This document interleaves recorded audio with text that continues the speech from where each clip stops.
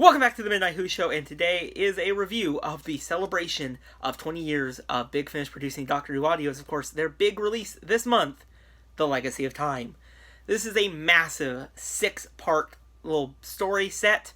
It's going to be in a deluxe packaging, limited 4,000, all that. And today we're going to review the first half of this box set, and next week we're going to review the second half. And the first 3 stories in this is Lie in Ruins, The Split Initiative, and The Sacrifice of Jo Grant. Wow, that's a title. Let's start with, of course, Lie in Ruins. Now this story is, of course, an 8th Doctor story in the Time War. But this story is pretty cool because we get to finally see the interaction between Bernice Summerfield and Professor River Song. So yeah, that is just a great pairing. I've definitely been excited to see how this is going to play off, and this story did a great job with that. These two are just great together. The interactions were great in this box set, and they really played off each other very well. And I think a lot of Doctor Who fans are going to be really happy with this because it's something they've been really wanting to hear for ever since they got River Song in audios, and it definitely does a good job. So this planet, we don't quite know what it is. It's just a planet full of ruins, but soon in that big kind of reveal, it appears to be Gallifrey. Which is very kind of interesting, but it's not quite Gallifrey.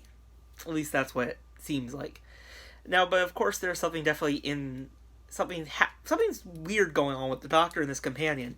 Because the companion just seems just kind of like just a perfect type of companion and just wants adventure, and it's kind of an interesting 8th Doctor because this is 8th Doctor in Time War, so definitely when they first get there you're like, okay, what's going on? What's it with this?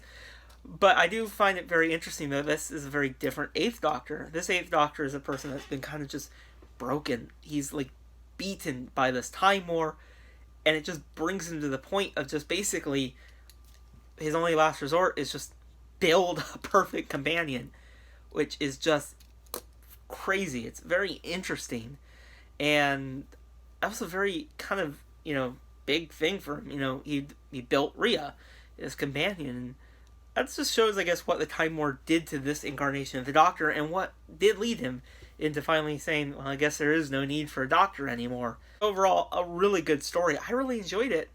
I think, of course, hearing River Song and Bernice Summerfield, great addition. 8th Doctor, always is a treat. And you can kind of tell, this is the start of this box set. And there is a cliff, after that kind of, whole episode, there is a little mid-credit scene that kind of leaves you a little bit on the cliffhanger. And you kind of can see where this is heading. The second story, of course, in this box is called The Split Infinitive. And this basically sees the return of the Countermeasure team, which we saw in Remembrance of the Daleks way back in Season 25. And I think that's great to have them back in this story, right? This whole box set of Legacy of Time. Of course, Countermeasures does have a series of their own. I have never listened to their audios. But it is great to hear them. And of course, they're back with the 7th Doctor and Ace. But there's something going on with time in this story, and you kind of get to see that there's something not quite right, because they have to deal with something in the 60s and the 70s. So the story is kind of told between those two parts that's kind of trying to merge them together. And of course, Ace is in the past, the Doctor's in the present, and they have to kind of work together to figure out what the problem is and kind of solve the day. Of course they do. But this also lays the groundwork that there's something greater being worked, something greater is happening in the background. But yeah, I really enjoyed this story too. I've not really followed much of the Countermeasures team much in Big Finish, but I do say if you've never listened to any of the range like I have, you should be fine. They don't really bring too much up, and as long as you know that they appeared in Remembrance of the Daleks all those years ago, I think you'll be fine. And just hearing them again was actually kind of cool. Definitely hearing them interact with the 7th Doctor again was a great treat. And I kind of like how they did a little twist on it, because it's not just they're in one central location. They're now in 2 locations, and they kind of have to figure out each thing going in the past, and then those past memories now become the present memories for these people, and they kind of have to have it's time travel. Doctor Who does that very well. But yeah, another solid story. I would definitely recommend this one. It's really good. Now the third story, though, so far, I think I enjoyed this story the most. Of course, it's called The Sacrifice of Jo Grant. And, of course, as you can guess, the episode opens with saying that Jo Grant is dead. Well, that's just very interesting. Well, because we go a little bit into the present, and, well, Jo is alive. Nothing's wrong. And it soon brought to Kate's attention that there's a report saying you died way back when. What's going on? And all of a sudden, there's something going on. Time is basically it. And, well, Kate and Joe are brought back in time. And, of course, they meet the Third Doctor. And I found it very kind of interesting how the Doctor in the story, you kind of realize how the Doctor he just doesn't notice age. He doesn't really notice that Joe is now older. 40 years have passed for her.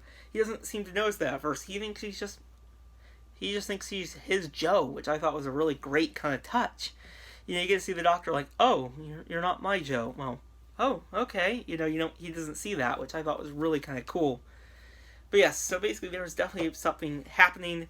They basically have to figure out, how to get Kate and Joe back and work with the Doctor and kind of figure out what's going on. There's something wrong with time here.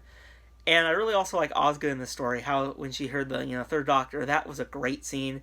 She's like, oh, this is the Doctor. So kind of cool. She likes to meet all the Doctors. I thought that was a great touch. She wants to meet all of them, it seems like, and she actually just got her a new Doctor that she never even heard before, which I thought was really kind of cool. Osgood is very smart, and she was able to communicate to them, even in the present, which is awesome way to do it. But yeah, of course, everything is resolved. Joe has to ultimately sacrifice herself to save the day. But of course, well, it never goes out the way you ever think, because the Doctor can always save the day, no matter what. So yeah, I really thought this was a great story. There's a little surprise you'll hear. Definitely, though, it's a very good story, very heartfelt, very emotional for Joe. It's kind of going back into the past, and she knows that she must do this to, keep time's correction, which I thought was really kind of cool. And yeah, this was just a great story. So that's it for the first half of Legacy of Time. So far, pretty good. A lot of ranges from Big Finish are kind of blending together with the worlds of Doctor Who, which I think is great. And, there's definitely something happening that we don't quite know what's going on quite yet. Yeah, very separate stories, kind of, but there's definitely something there. And I cannot wait to listen to the next 3. Be back next week with, of course, the second half of the review of the Legacy of Time.